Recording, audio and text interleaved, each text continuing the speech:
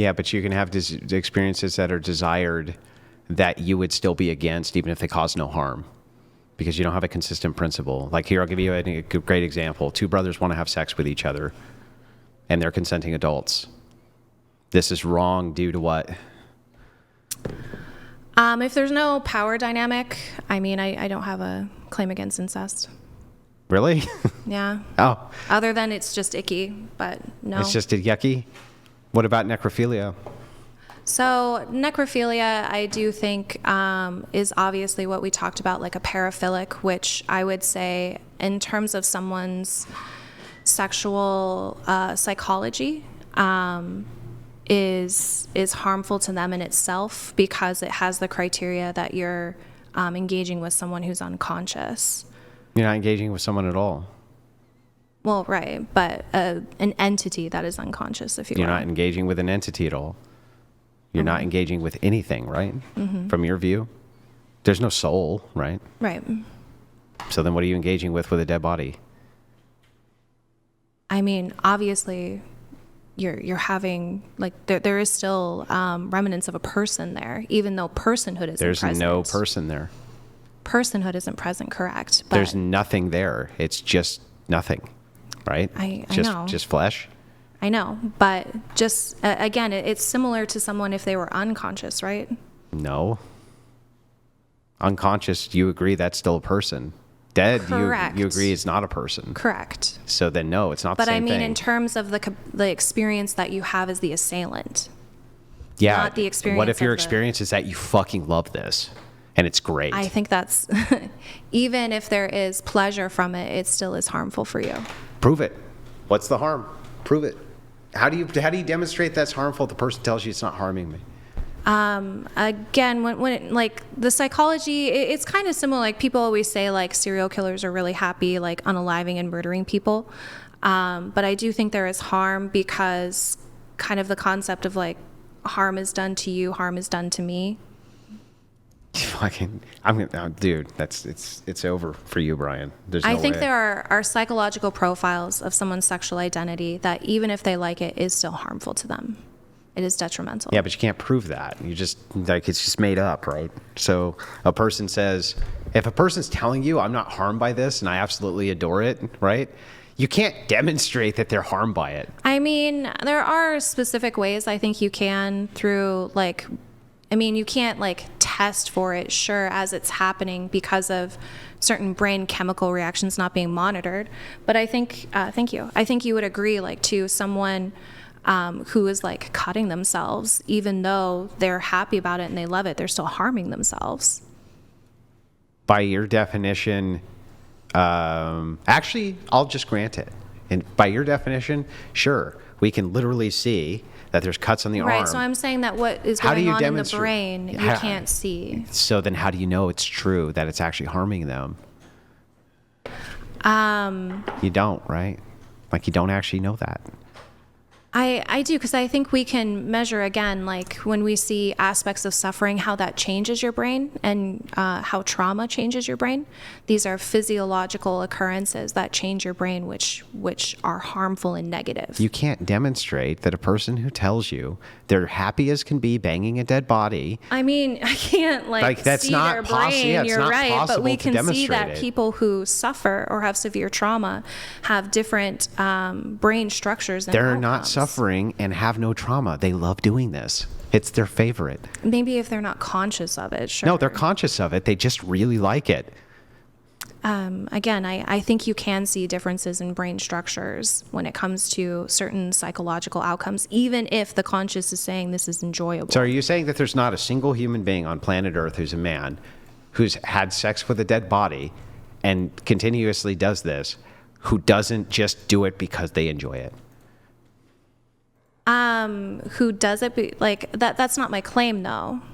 Then what's the harm to him from his perspective? I'm telling that there are it changes certain brain structures that are harmful to him, even if he's not aware of it. Which ones?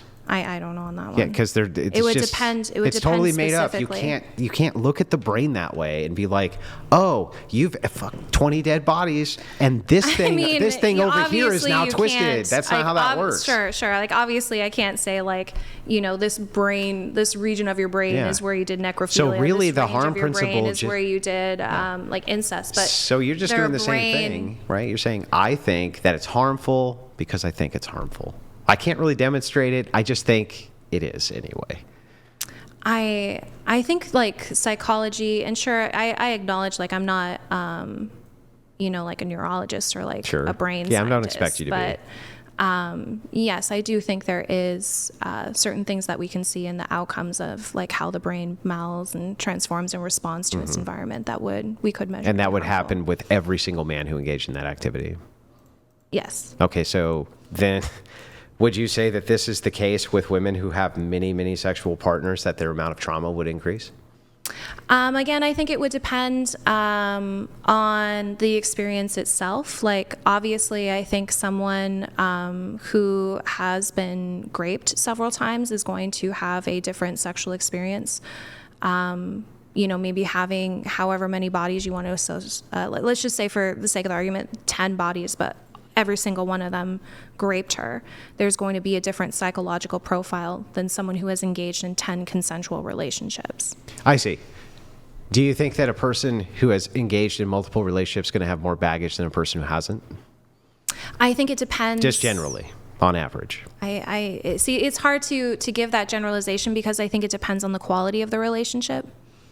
Okay. Or the experience of the relationship. Do I think if someone might have had like 2 or 3 really toxic romantic relationships, they might have more baggage than someone who might have like 4 or 5 one-night stands because they don't have... But all of them are going to have more baggage than a person who had no relationships. Who's had no relationships or no sex? No relationships. I mean, I don't know. I think incels have a lot of baggage, and a lot of them are virgins. No, not relationship-based baggage. What do you mean by that? Like, for instance, if you're in a relationship with a man for, 5 years or something like this, and it ends in complete, like, it's just a fucking disaster. Sure. Right? It's going to create trauma for you, right? Yeah. Okay. I would prefer not to deal with that trauma. And I would say that women who experience that trauma would not experience that trauma if they weren't in that relationship. So the idea here is same thing with sex, right? Is that the more sexual partners you have, the more chance for trauma. So I think it depends kind of, again, on a lot of multitude of different things. Like, here, I'll give you an example. I would say I had more trauma from the dissolution of my marriage than I did from all other casual relationships combined. Yeah, that makes sense to me. Yeah. Totally. So being with a divorcee would be trauma, right? That they would have more baggage just on average than someone who wasn't a divorcee? I would have, like, a divorcee just has generally, more baggage? Yeah, probably has more baggage than someone who's not been divorced. Sure, I can grant that more likely. So now we're starting to whittle down sexual selection. So if we're just talking about trauma, or are we talking about things like this, I would say that, for instance, is it okay for a man to have a preference not to be with a woman who was raped? Because he doesn't want to deal with her baggage. I wouldn't necessarily place the preference on being raped, but essentially like their emotional state and kind of where they are within their capacity. Yeah. Yeah, so that would be fine. It would just depend on, again, it's not the criteria of have they been raped or not. It's kind of where they are within, that experience. Was it 10 years ago and they've really healed from that? Was it yesterday and, they're having a nervous breakdown? Again, that would just be context dependent. Yeah, but that baggage exists due to the fact that there was a rape. And you would agree with me that... I think that baggage can morph itself in different formats. I agreed. Yeah. But in this case, it came from that. So, in other words, I just don't think you should make assumptions on that and evaluate Maybe not, the person. But do you agree with me that rape is traumatizing for women? Yes. So, I think it's traumatizing for anyone. Sure. I guess not you, but... Do you think that since it's traumatizing for women, that men should probably look at it as a red flag if they don't want to deal with... What do you mean a red flag? Trauma. They don't want to deal with a woman's trauma. It can certainly be like I'm trying to think. like a point, like something you note, but I think you should be evaluating the person that you're with based on their behavior and your interaction with them, not necessarily predetermined facts. All predetermined facts or just some? I mean, you're going to go back, I'm sure, to the child molester. Well, I'm just pointing out like the consistency aspect here. It seems like it's perfectly acceptable for men to have preferences where they say, I rule you out because I just don't want to deal with this ever. And I mean, sure. Yeah. I'm not going to like force someone to be like, oh no. But I mean, it sounds legitimate. Date person X. What's illegitimate about a man saying, I want a virgin because I feel revolted when a woman's not one? I think he needs to unpack why he feels revolted. Okay, so he unpacks it and he discovers why, but he still is. Well, what's the reason? I don't know. But whatever it is, he knows what it is, but he can't just shut it off. Like, well, maybe then he doesn't need to. I mean, so what's wrong with that?